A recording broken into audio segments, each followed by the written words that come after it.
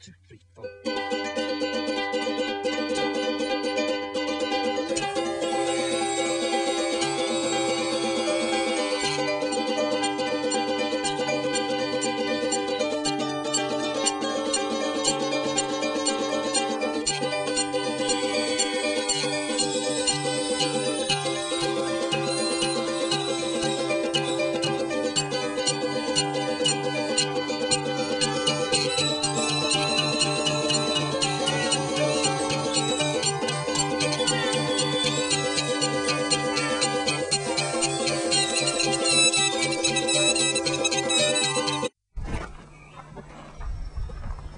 Okay, well here we have it. Welcome to Calota.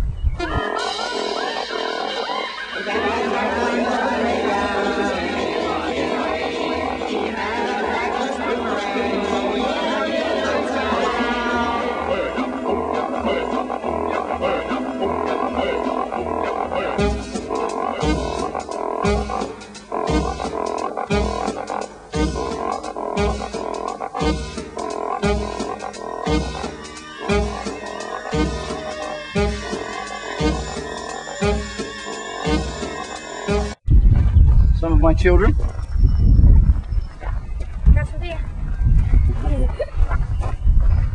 Some of my alcoholic children. That's a lot. That's a piece of that was my Christmas present from Chris Wallace, who made the film Mum's Sister. It was all made from driftwood and things he found on the beach. That was something that I made out of corks and hazelnut shells that had been chewed open by squirrels. And then what else? To my workshop.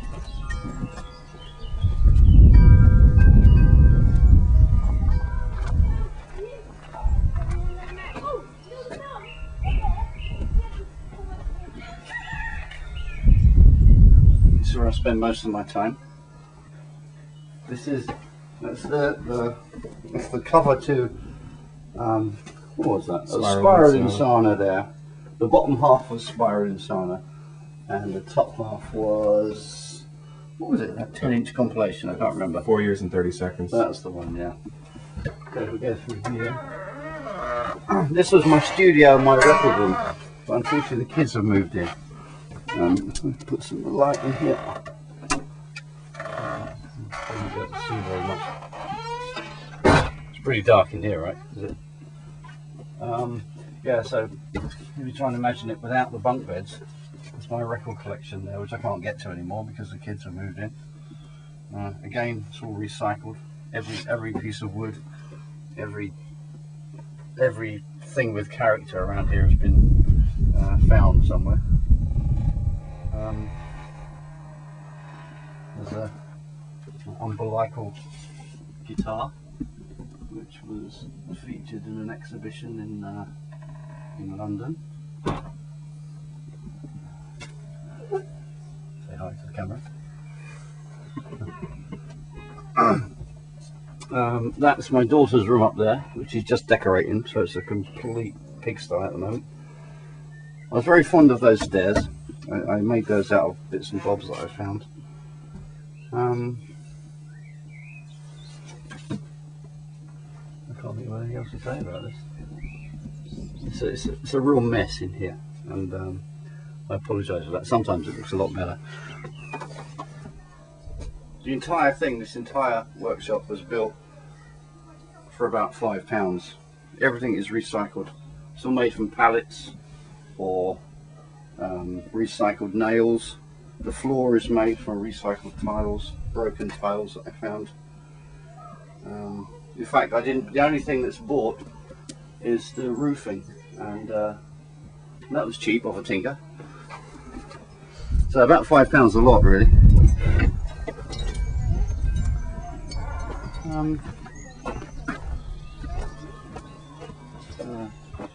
Little collection of rubbish.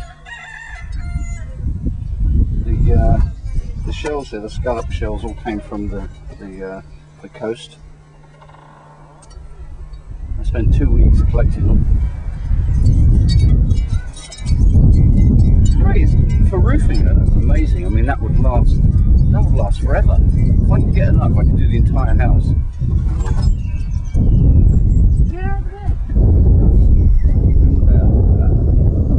Gradually tilt it, really slowly.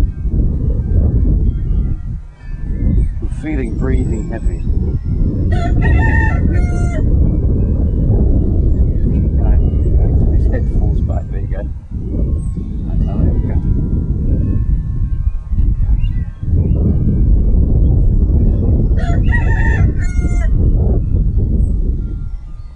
Once they're in this state, you can do anything with them. You can make this, put it on somebody's head and let it stay like that. No, don't disturb it because he can wake up any time. Is he late? No, it's a bit. I think it's because it's windy and there's a lot of people around, but usually. No, it's not going to do it this time. Would be the only time he's on bloody film, wouldn't it? That doesn't work. Come on.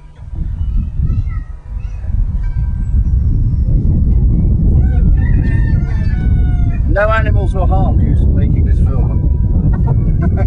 It's not going to work. Sorry about that. We'll do it next time.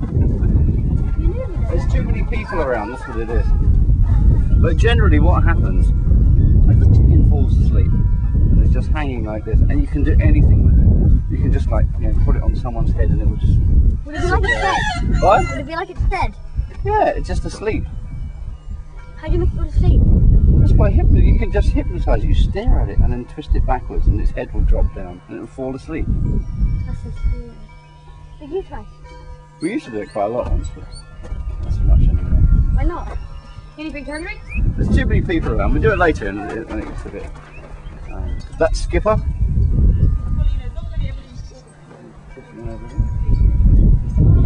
you want to show the babies in here? Come on.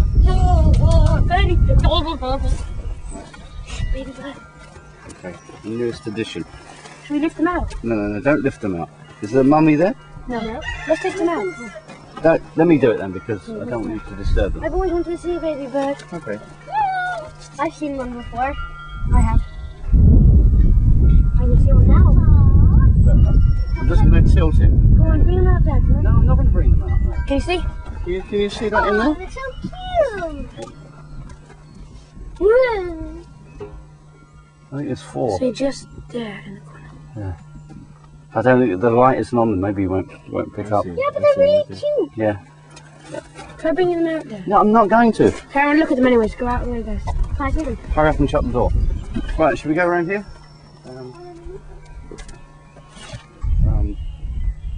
By the time August comes, those leaves will be 4 feet across, and you won't be able to see the pond. Kind of looking forward to that. What have we got? They're looking a bit ropey at the moment because they've only had one watering this year. But in about 3 weeks they'll all be robust and colourful and probably flowering. Most of them will flower within the next probably 6 weeks. Unfortunately I'll be away, so I'll miss most of the flowers. But most of these were grown from seeds and or just cuttings picked up from holiday. Again, it's all recycled stuff, didn't buy anything. It's not because I'm mean, it's just because I really like recycling things. I've got a peyote somewhere, which I smuggled back from Amsterdam. But that's in the greenhouse of the garden at the moment. Okay. Again, made from just stuff I found. Pallets and old doors. These.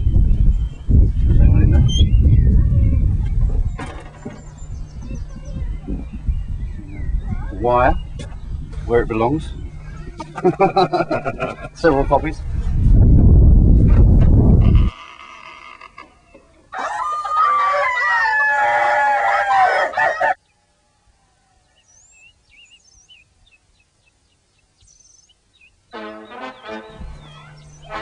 Don't chase the chickens! Hey! Don't chase the chickens! Don't do it, because they'll go over the hedge and they won't come back.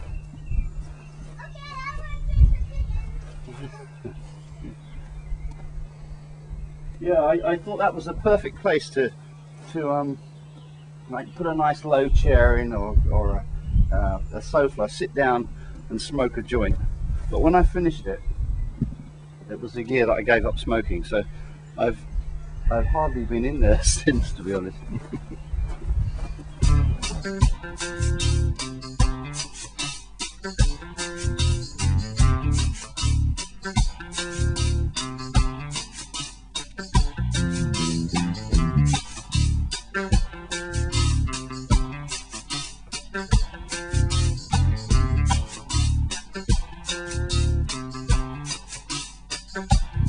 Be careful about this, the horses have gotten in and ruined my path.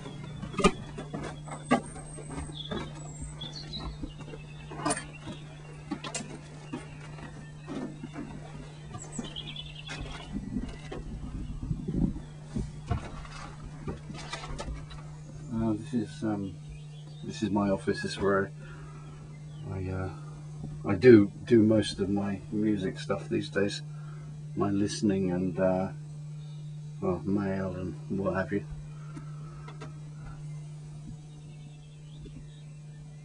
I love this environment. It's my favourite place to be in the entire house, or the house complex. I don't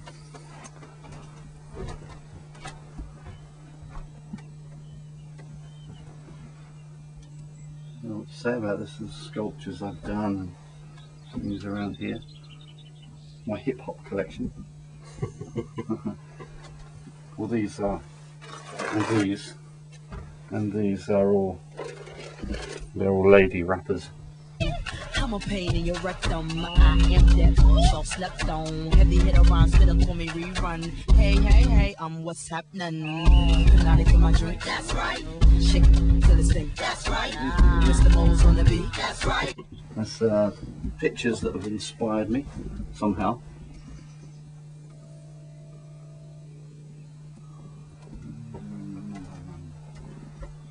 What else is there here?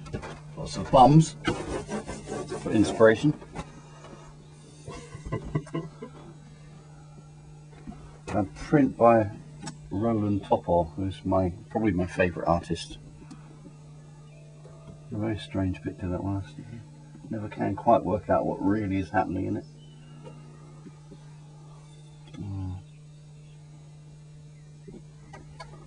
There you have it. There's another one by Roland Topor. He's truly wonderful, wonderful artist, I think.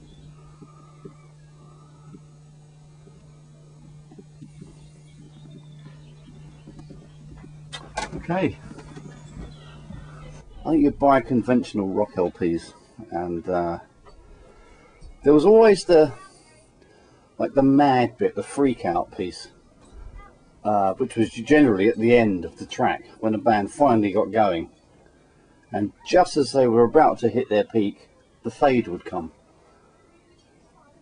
and I always found that really irritating. And I remember buying things like I don't know, Robin Trower albums and shit like that, just for that little bit that was a bit further out than most things. And from there it just led to keeping an ear open for anything that kind of just, you know, just became a little bit more freaky. What did I... yeah, and then the Velvet Underground. I heard Sister Ray. And that kind of changed everything, really. The fact that someone did a huge 17 minutes of kind of freak out stuff was such a surprise to me. As a kid, like a 14-year-old kid at school, all your mates are listening to like Wishbone Ash and Yes and things like that, but you can't understand it. You don't understand why they like this shit. It's funny how we said that. Now David loves it all. It's really amusing. Yeah, anyway, so the Velvet Underground, and at the time before the Velvet Underground, I suppose as a teenager I was listening to things like T-Rex and stuff like that, and there was a track on one of their albums called Elemental Child. You know the one? It featured a like a 7-minute wah-wah solo by Mark Bolan, who then couldn't play the guitar, and I loved it. I just loved that. But I really thought that even then, I just thought, fuck, I could do that. I didn't really want to, but it was so amateur. But that didn't seem to matter really. It was just, you know, it was taking the music off into another realm, which I liked. So that was it really. It was just keeping your ears open for anything that was peculiar, and not pop. I never liked pop as a kid. Having said that, I was listening to T-Rex, but something that was kind of like classy pop.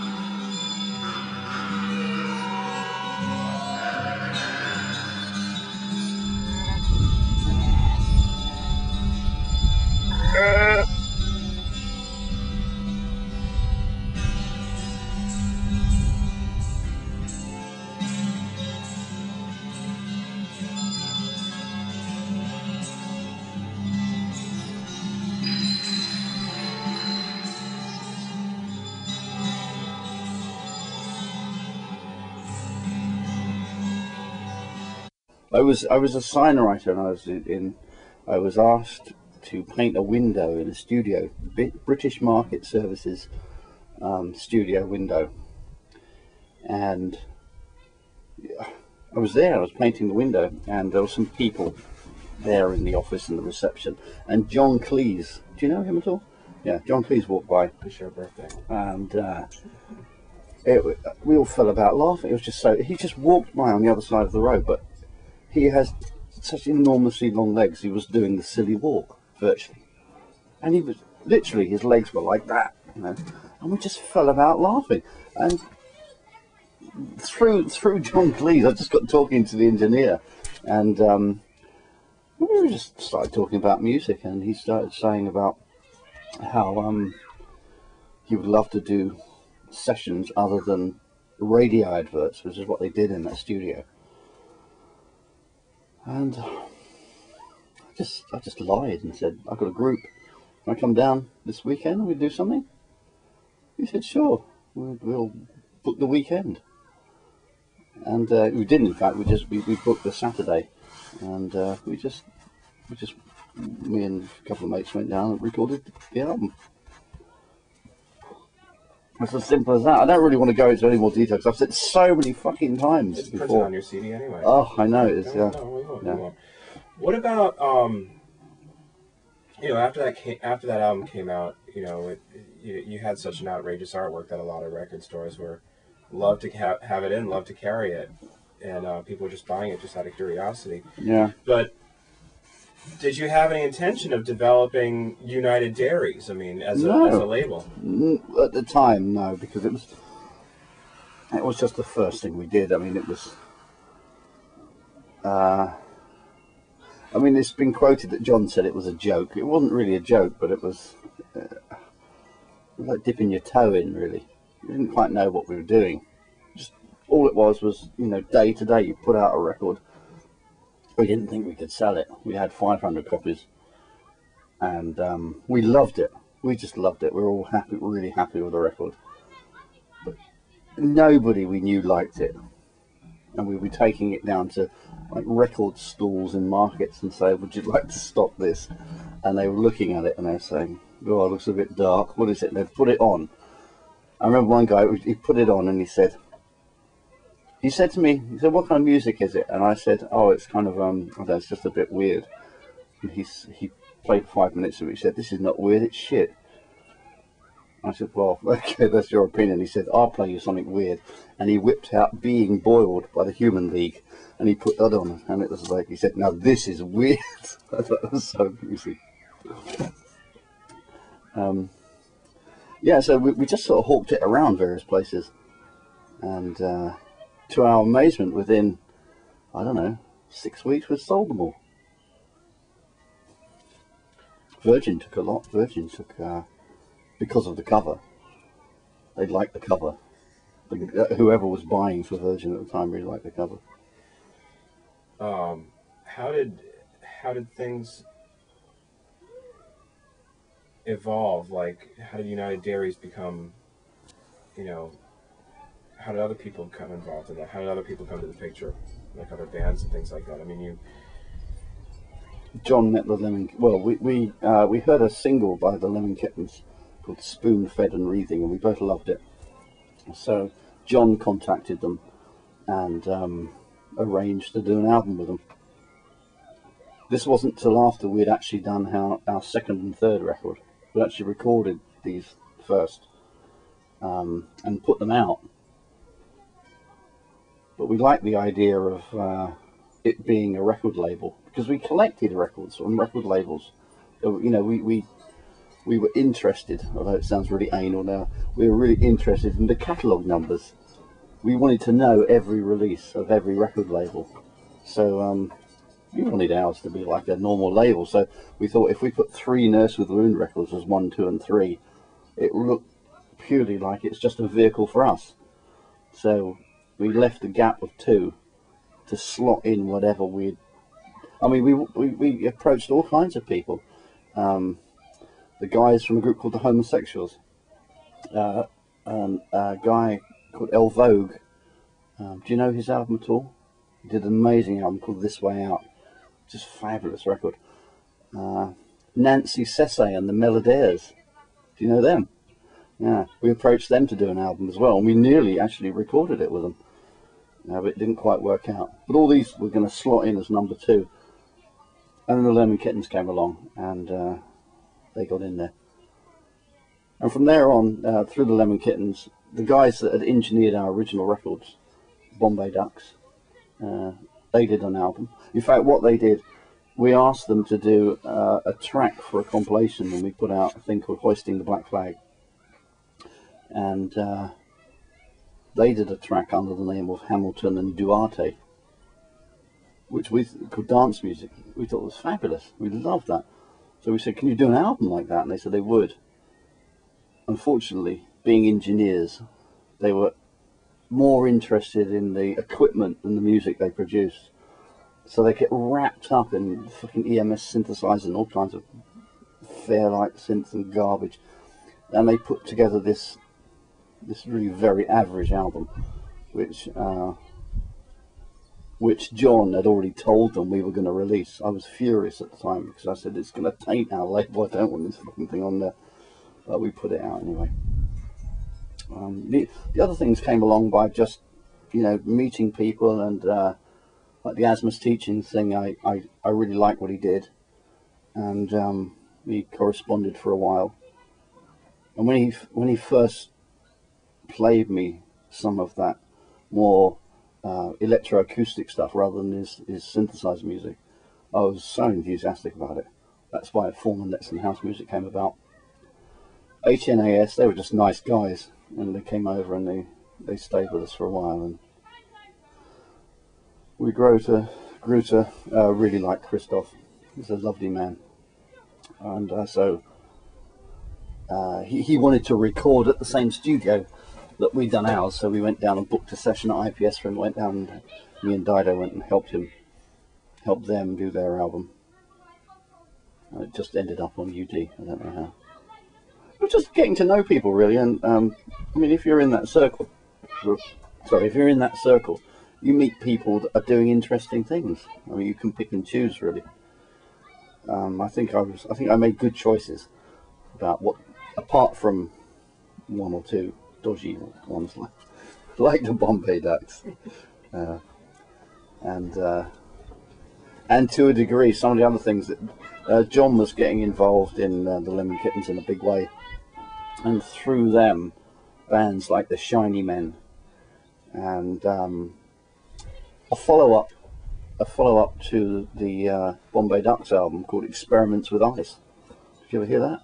Oh, it's dreadful. It's a dreadful record. This is the same guys who did the Bombay Ducks album. And John said, I want to put these out. And I said, no, it's just not happening. So he created his own label, which he called Commercial Records. And did he call it Commercial Records? Was it? No, Experimental Records, that's right. To put out commercial rubbish, basically. So he put out the second Bombay Ducks album called Experiments with Ice. And The Shiny Men, featuring Robert Wyatt. It was kind of like Canterbury tinged soft machine kind of music.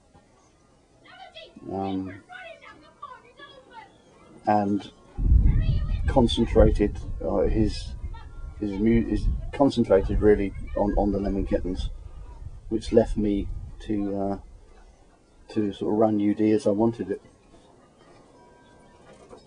And I would just contact people that I admired for compilations, like in drama, the French band, Drama Music Instantanée, and Jacques Barracourt, AMM, and various other people. Just people that had influenced me. And to my amazement, everybody always said yes. The only person who said no to working with me was Luc Ferrari. And he was a fucking pain in the ass, to be honest. I really didn't like that man at all. And so much so that it kind of really put me off his music. But everybody else I ever contacted was really lovely. Really nice people.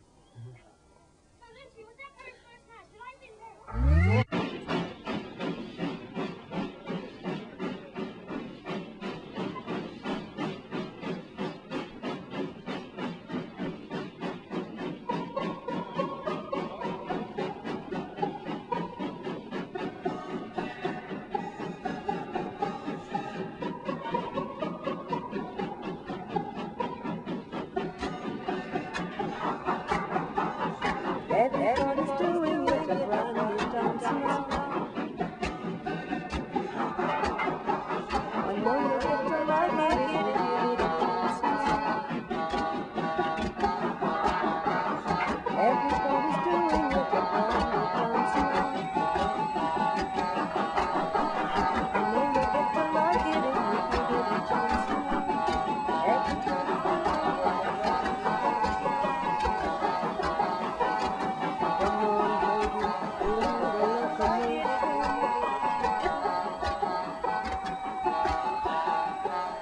Everybody's doing it, a brand new dance now. I think I put it down to John the Postman.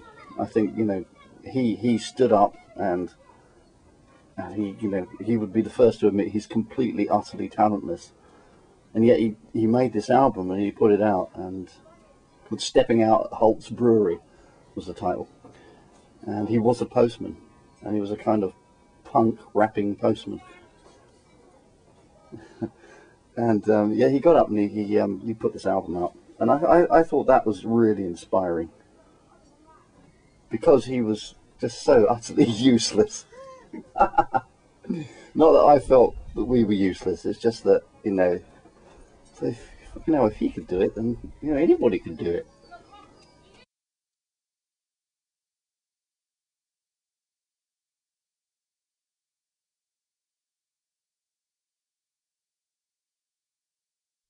Hopefully you're going to edit this.